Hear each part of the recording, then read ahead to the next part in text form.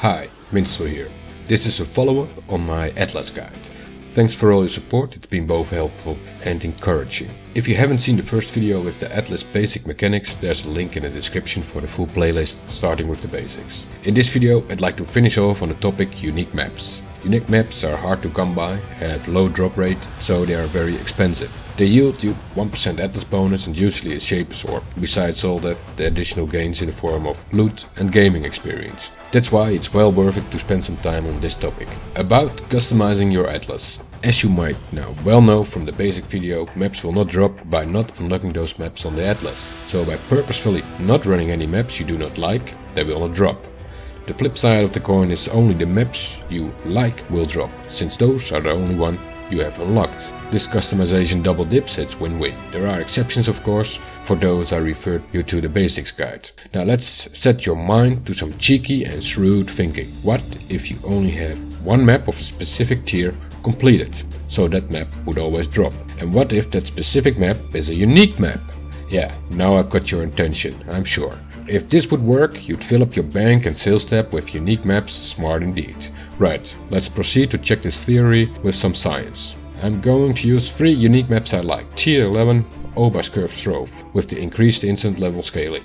Tier 10, Care Blade, Wolfpack Den, with the guaranteed extra map drops. And the deadly Tier 9, Poor Joy, with the insane experience gain. Right, as you can see, this atlas I'm going to use is only partly explored. The highest maps completed are being Tier 7. And now I'm going to unlock and complete the 3 unique maps and see what happens. From Care Blade and Poor Choice I've only received Tier 7 and lower maps. Interesting note is I didn't even receive the connected on-par tier map, namely the parent map of the uniques. The temple map is connected after all to Poor Choice. It should be able to drop, but even after I spammed 6 more Poor Joy maps, not one single temple map dropped. On a side note, all these unique maps I have bought from other players. Right, next I ran Obas and no on-par map drops and no unique maps. So I ran a whole bunch of higher maps next and I didn't get any of the 3 unique maps. If I had completed the temple instead of Poor Joy in the parent maps of Oba and Care, I would have had lots of those maps dropped. So we can safely conclude this method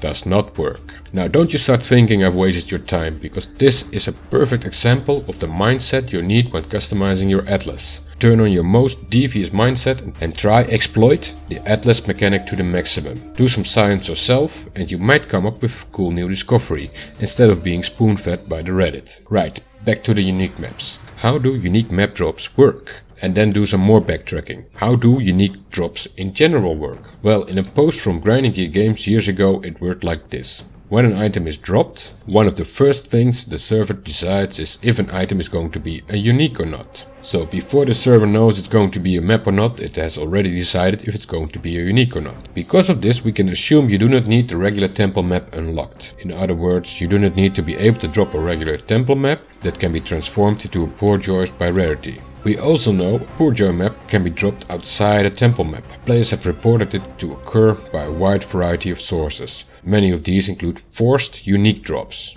These forced unique drops ignore the new Atlas rules for dropping maps. So the unique map drop does not have to follow the Atlas connection rule, nor the unlocked Atlas rule. It can be dropped when forced to do so. Examples of forced unique drops are 1. League specific, Nemesis, Inner Treasure, forcing a random unique to be dropped. 2.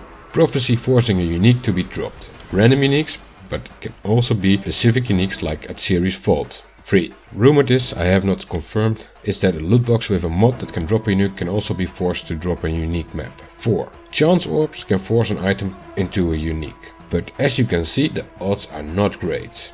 Here you see me fail trying to get an Atziri's Vault unique map. This example is not profitable at all in relation to the gains. Weigh the value of all those chance orbs versus the value of Atziri's Vault. Atziri's Vault isn't worth much to begin with, since it can be gained by a prophecy, making it relatively common. Chance orbs are worth quite a bit start league when you explore the Atlas, since Zana sells maps in exchange for chance orbs, so everybody wants chance orbs. If not that, they're best used on a jackpot, chance orbing sorcerer boots for the Skyforce unique. Other sources for unique maps are of course Sana, she doesn't follow the map drop rules, and Labyrinth, where there is a special map chest. There are some sources that are much better and reliable than these. Piranha's Cadiro can sell unique maps relatively cheap. Some persistence and mule-headed stubbornness is needed before you get the opportunity to buy them. Another source are divination cards.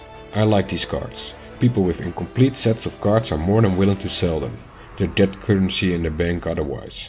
The divination card outcome can be unpredictable. That is not a problem when any outcome is welcome. When you have not unlocked any unique map, for example. Or if you're interested in gambling and trading. Here you see me spam some card sets. The uniques that drop more frequently for monsters are also more common to be gained from divination cards. When you decide to run a unique map, you might want to pimp it up with a cartographer sextant. Hopefully for more gains and fun. One note. The mod Slipstream has a negative effect on pack size. You can see the tempest-like circles all over the place. All that min-maxing done for naught. This is probably going to be fixed soon. Up till then, you are best advised to override the Slipstream mod with another click of the sextant, if you're able to figure out where it is in the cluster of circles. So in conclusion, gaining unique maps from the regular mapping is really hard work. Running 50 to 100 temple maps for a tiny odds of getting a poor choice map the regular way is not very enticing. Besides the forced unique and sources that ignore the Atlas drop rules, there's another way. The best way of gaining uniques. Buy them from other players so you're able to complete them. And once complete, you have better odds of dropping them yourself and perhaps sell them later on to get your investment back. One interesting notion is teamwork, the unique map rotation. The idea is a full party of 6 where everybody brings one different unique map. The major gain here is when your rotation is done, you have completed 6 unique maps for the price of 1.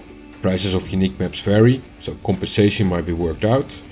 In public, leeches and scammers are common, so you usually end up doing this with a party of friends. And even doing this with a half a party, it's still very efficient. Heck, even when you run unique maps solo, you can still delay the map completion by leaving a boss on 10% life and proceed to invite some friends or sell portals before culling striking the boss. Well, that wraps it up. Thanks for watching.